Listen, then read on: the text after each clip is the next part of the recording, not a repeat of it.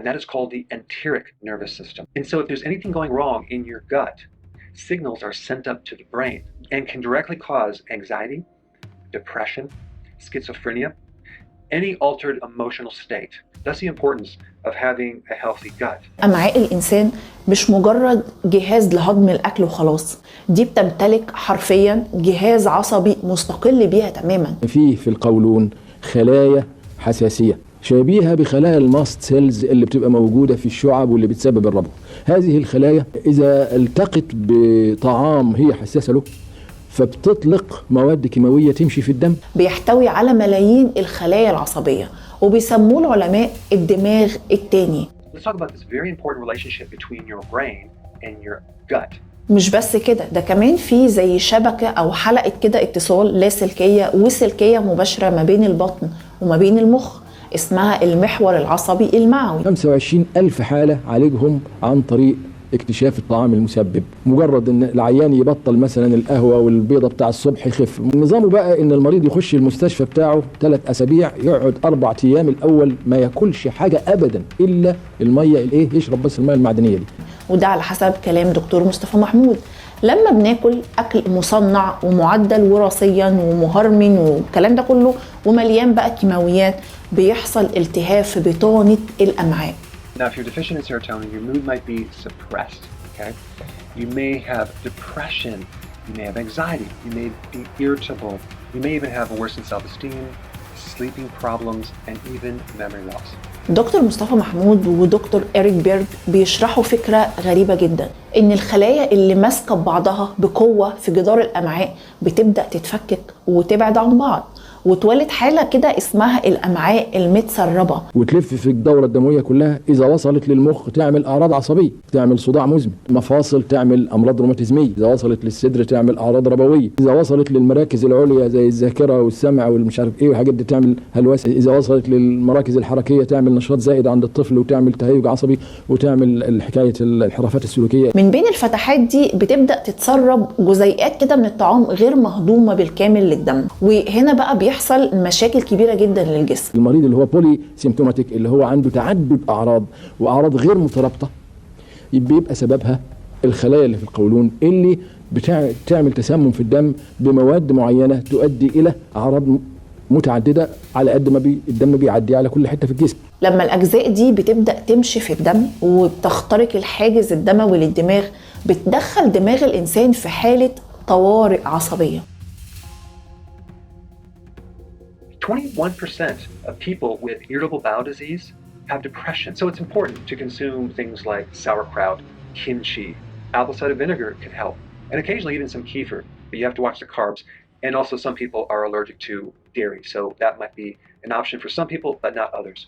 الخلايا الدبقية الدفاعية في المخ بتفتكر إن في هجوم كيميائي عليها، فبتعلن هنا حالة طوارئ أو حالة استنفار، والنتيجة التهاب عصبي صامت على حسب كلام دكتور مصطفى محمود. ومن وراء الحاجات دي فيه مافيا الشركات الدوائية، ودي طبعا تملك مليارات. الفكرة هنا ان الالتهاب ده مش معناه بس ان راسك بتوجعك وخلاص كده، الموضوع بيظهر في حياتك اليومية. تحس مثلا ان عندك ضبابية ذهنية، يعني مشتت، مش مركز، مش قادر تاخد قرار حتى بسيط جدا مش مستاهل انك تفكر فيه كتير. الخمول المفاجئ، الكسل، تحس انك كسلان، عايز تنام طول اليوم وحرفيا طول الوقت تعبان مهما كنت ما بذلتش اي مجهود اصلا. ما تبطلش الانسولين منك لنفسك. انت النظام بتاعي يخليك تقلل جرعات غصب عنك، لان انت سكرك هيقع مش التهاب. اللي بيزيد على ده كله اضطرابات المزاج، قلق، توتر، اكتئاب، ملوش اي سبب حقيقي. يعني الحياة عادية ماشية بروتينها العادي، انا ليه حاسس بكل المشاعر؟ خلينا هنا نوصل لوصية النبي صلى الله عليه وسلم لما قال ان التلبينة مجمة لفؤاد المريض تذهب ببعض الحزن. والتلبينة دي انا طبعا ما كنتش عارفة معناها، لكن عرفت بعد كده ان هي شوربة بتتعمل من دقيق الشعير بنخالته اللي هي الردة اللي احنا بنقول عليها. لما اتحللت في المعامل الحديثة اكتشفوا انها حرفيا كنز حقيقي. هل ده ليه علاقة بفكرة اننا نستغنى عن الدقيق ونعتمد فكرة العيش اللي هو بيتعمل بالردة بتاعته زي ما قال برضو دكتور ضياء العوضي في النقطة دي؟ يدوا للعيان جرعة كبيرة منه فطبعا هيعي، يبتدوا بقى يقللوا الجرعة شوية شوية لغاية ما يوصلوا للجرعة اللي ما تديش اعراض، هي ادنى حد من ايه مرجع جرعة مخففة جدا جدا جدا. فدي لما بيوصلوا للجرعة اللي ما تديش اعراض بيسموها ذا نيوتراليزنج دوز او الجرعة المعادلة. الدكتور جون ماسفيلد بيقول هي دي الجرعة الشفية لانها هتبقى زي الفاكسين. خليني بقى اصدمكم انهم لما حطوا التلبينة دي في المعامل بقى وبدأوا يكشفوا عنها بكل الكلام الحديث ده، اكتشفوا ان هي مليانة بالمغنيسيوم والالياف الذائبة، والاهم هو حمض الاميني. الحمض ده المادة الخام الاساسية اللي بتخلي جسم الانسان يصنع هرمون السعادة والهدوء، السيروتونين. Let's talk about how to boost serotonin, the happy hormone. Well, it's a hormone. A hormone is a communication that travels through the body. And serotonin is made by your brain, it's made by your gut, and it contributes to feelings of happiness. It helps raise your mood. It helps make you calm. It decreases cravings for carbs. It helps you focus. And it reduces anxiety. المفاجأة الأكبر هنا إن 90% من السيروتونين اللي موجود في جسمنا بيتصنع في أمعائنا مش في مخنا زي ما أغلبنا معتقد، بما إن هي حاجة ليها علاقة مثلا بالسعادة فليها علاقة بالمخ. لكن التلبينة دي لما بتدخل أمعاء الإنسان المجهدة الملتهبة بتهديها وبتغذي البكتيريا النافعة وبتصنع السيروتونين. Number 6, surprise, fasting. Fasting significantly increases serotonin. This is probably why people that do fasting are no longer depressed. فمخ الإنسان بيبتدي يهدى وينام كويس، والحزن والتوتر بيمشوا كده لوحدهم. فتخيلوا معايا كده إن حاجة بتتقال دلوقتي كأنها معجزة، واو الدكتور ده بيتكلم في حاجة غريبة جدا أول مرة نسمعها.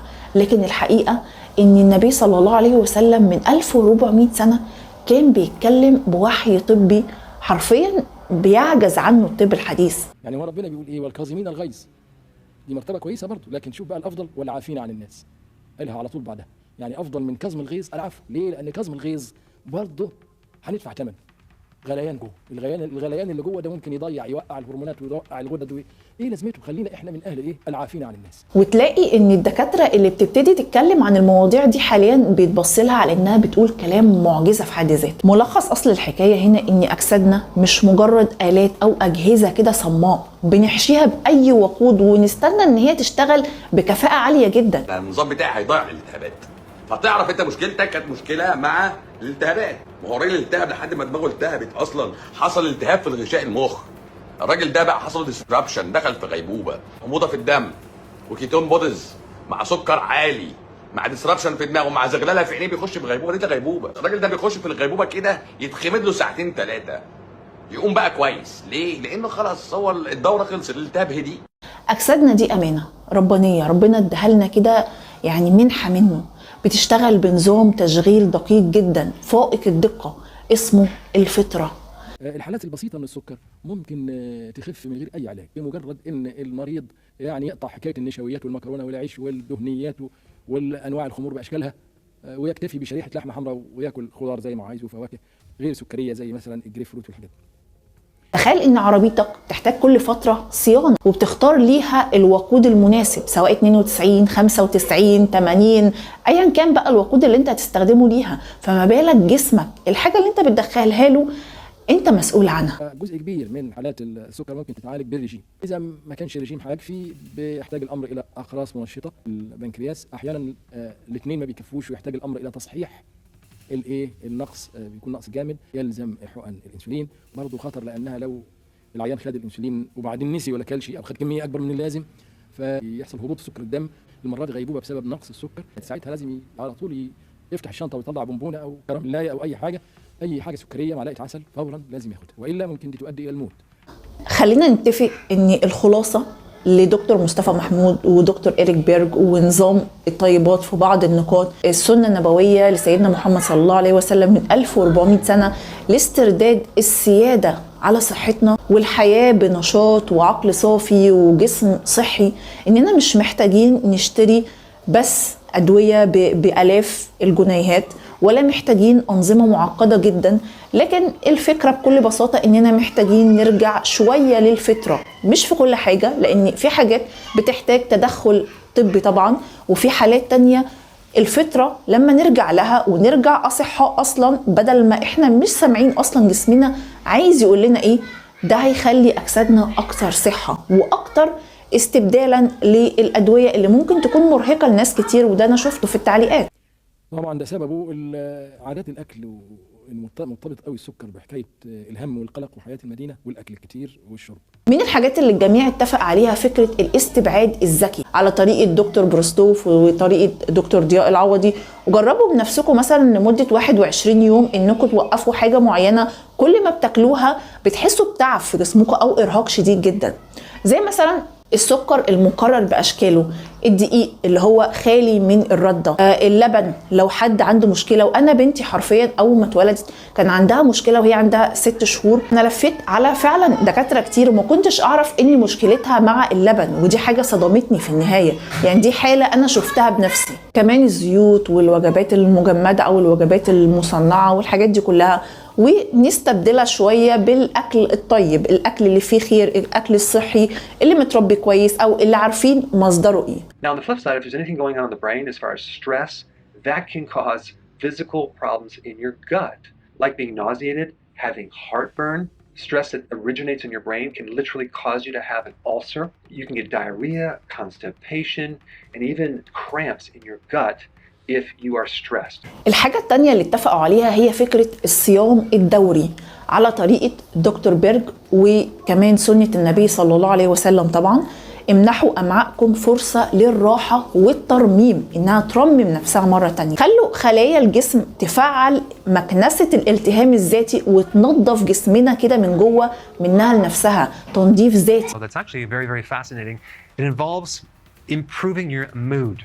So in the study, they found that the orexin signaling activity has increased. Now, what does orexin signaling activity mean? Orexin is a chemical in the body that will increase wakefulness, okay? So you'll feel more awake. If you're depressed, you're not very awake. So this is a very uplifting, higher mood sensation. Also, this will increase dopamine, which makes you feel better. كمان الحاجة الثالثة اللي اتفقوا عليها هي التبسيط الغذائي واللقيمات. بلاش نعمل ميكس ال50 نوع طعام في أكلة أو في وجبة واحدة. التبسيط في الأكل هو سر الهضم الكامل الخفيف. البيبي لما بيبتدي ياكل، أي دكتور بينصحنا ما تخلوهوش ياكل أكتر من حاجة في وقت واحد، عشان تعرفوا لو في وجبة معينة بتعمل له تحسس. الكاسين دايما هو من أصعب البروتينات في الهضم في المعدة، واما تقعد شوية وتعفن تبدأ تطلع غازات، عشان كده ما تدخلش أكل على أكل. الحكاية بكل بساطة هي الحفاظ على الفطرة السليمة، تسلم أجسادنا وعقولنا. دمتم يا رب دايما في صحة وعافية، واشوفكم على خير إن شاء الله في أصل حكاية جديدة. مع السلامة. That number, 8 glasses of water that we keep repeating our entire life, came from a footnote someone misread from 1945. People were asked on the street, how much liquid do you drink per day? And based on that one survey, it came out to 8 glasses of water, and that has become our mantra.